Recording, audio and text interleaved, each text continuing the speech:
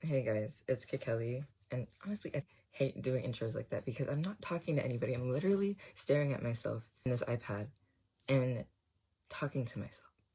So there is no guy, like, okay, whatever. Right, okay, so I just feel like we need to talk about the fact that we need, sorry, it's on my pillow, so it just won't be, like, okay. We need to have better conversations. And there's like a loneliness epidemic going on, and I feel like nobody really knows because nobody reads the news, first of all. And people don't I mean, I feel like we think that we're connected because you see your friends on Instagram like every few minutes, or like you're texting them, or like, you're just always seeing people and seeing people do things, but that doesn't mean that we're actually like in a room, like having genuine conversations with each other. And I think that's the reason that I try to do these videos, the style, is one, because I can't stick to it. If I were to do a script, I just feel like I just would not, I would not follow through, and it would take me way too long. So, like, this is just easier in general.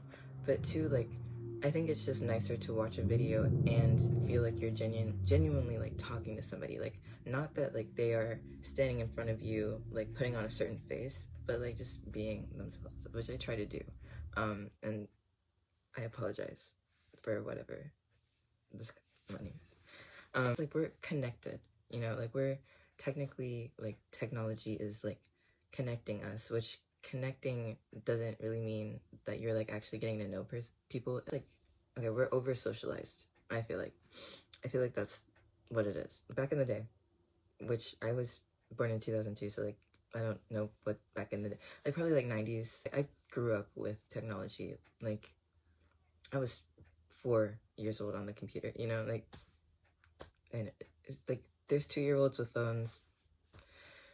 Anyways, back in the 90s and like before that, people had to talk to each other to like get anything done, like if there were computers, they had to be operated by people. But now it's like to the point where we can just automate this stuff on our own, and we don't even have to, like, it's not, Walmart is literally just like self-checkouts now. Like, they are making us do all the work. Like, we're taking the self-made man thing a little too seriously, I think. And then on top of that, like, inflation, like the prices are going up, and there's rumors that sometimes if you use the self-checkout, it'll like add a little bit to your like total, which I don't, maybe it's a conspiracy, but like somebody look it up, and maybe I shouldn't spread that. Is that don't quote me, Now it's more convenient to not have to like deal with anybody.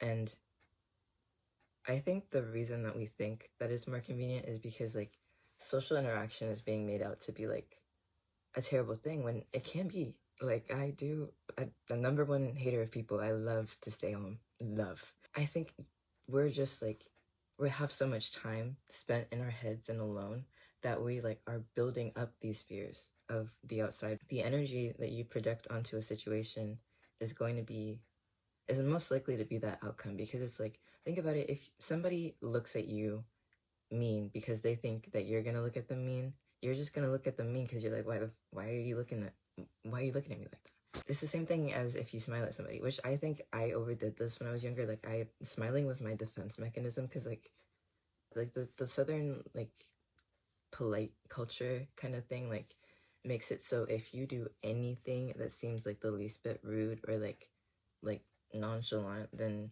it can come off like way worse than if you were to be in New York and do the same thing, um and so overdid I overdid it.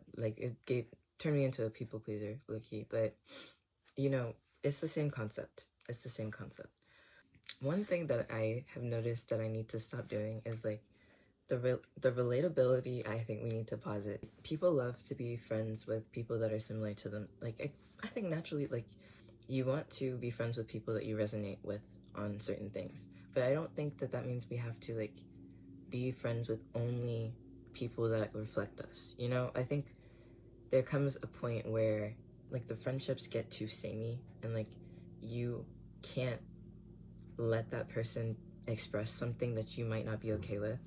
Sometimes even just like developing interest in like stuff that are separate from each other. Like that, like stuff like that is really healthy in a friendship. Like you have like different perspectives of like the same idea, which I, in general, like that's what we're all doing. Like we all have different perspectives of the world, and we're all trying to like, you know, find some common ground in it. And I think that out of fear, that's like, I think that's what causes cults too, is like out of fear you build up a like a disgust for anything that is different from you, and you assume that you can only be friends with people that are the exact same as you because that's safer and that's what you're familiar with. But then it just puts you in this feedback loop of the same thing, and that if you then like somehow deviate from that sameness, then you are outcast. Like you don't even get a chance anymore. Like you're done. You're done. And that's very isolating. But like I think that's kind of how things are broken up into, especially like when you spend way too much time on the internet, and like you get sorted into these little categories where like they're basically, not to get like historical, but there is this type of colonization tactic called divide and conquer, right? This is used in, I think this is just like a certain like a war tactic, I don't know, because it can apply to a lot of different things. If there's different ethnic groups in an area, right, and like somebody wants to like somehow attain power, like control of that area, one strategy is to somehow turn these groups against each other by feeding them like little rumors and like causing like division. And then like someone comes and like acts like the savior, like tells the people what they want to hear. Somehow, yeah, somebody rises to power out of all the chaos, essentially.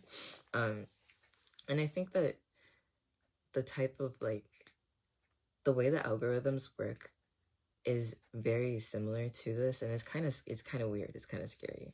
And I think that's like something that really contributes to our loneliness, because like I think when people are separated into these consumer groups, it's easier for them to be like marketed to, but it's harder for them to live like normal people, and you know, have there's no nuance anymore. It's just these like strict boxes, and like if you are this type of person and you associate with these brands and these kinds of people, then it like looks crazy for you to do something a little bit out of that box. And I think we're just roaming into dangerous territory. Like anything that you don't understand or is foreign to you is seen as a flaw, and you somehow try to like remove it from your life, like you're on fucking Photoshop or something. Like please wake up, y'all. Like I think this is a Buddhist concept.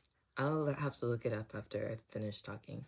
But there's this saying that you should like think of everybody as a version of you, and that's basically like empathy. Welcome to Empathy 101. And that really changes the way that you interact with people. Like if you really take that seriously, like when you see yourself in everyone that you meet, like you're less likely to judge them harshly, because like I think when you judge someone for something really, really harshly, it means that there's a part of you that might also judge yourself if you were that in that situation, you know? And so that's why it's really dangerous to like be like super like, oh, I hate like this and this, because it's like, okay, but like let's introspect and let's think about it. If you just kind of like let people be who they are, good or bad, and just don't take responsibility for their good or their bad, it's a lot easier to be stressed out in situations with people that you might not agree with 100%. I think the fact that it's so natural for us to be reactive instead of just like observant is why we are in so much chaos right now, like socially.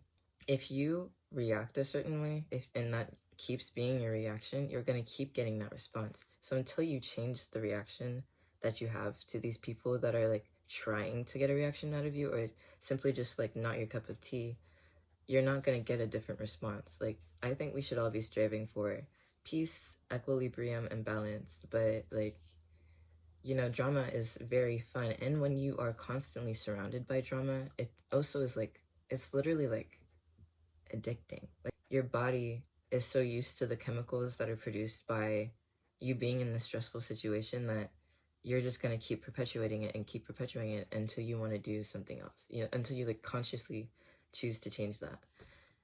Just get used to hearing perspectives that aren't yours, and because you can still find something to relate to in a story that like you would never experience, you know, because it's all about the themes, it's all about the message, like what you're learning from what you're hearing, and like what you learn about that person and how you might be able to see that in yourself. Like, we need to get a little okay, sorry, we need to get a little bit more creative because it's not really necessary. I'm sorry. Anyways, like, oh, I lost my train of thought.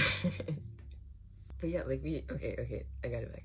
We need to be more creative about how we see like ourselves and people, and then it would be less okay.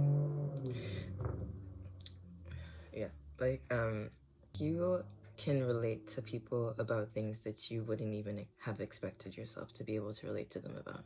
Turn off the phone. I'd call people, use the voice memos. Like, I know some people have a little bit of hatred for the voice memos, but personally I love them because like when you're reading something you can't really tell the tone. It's like you can't do, there's like, you're limited. You can only do so much with emojis.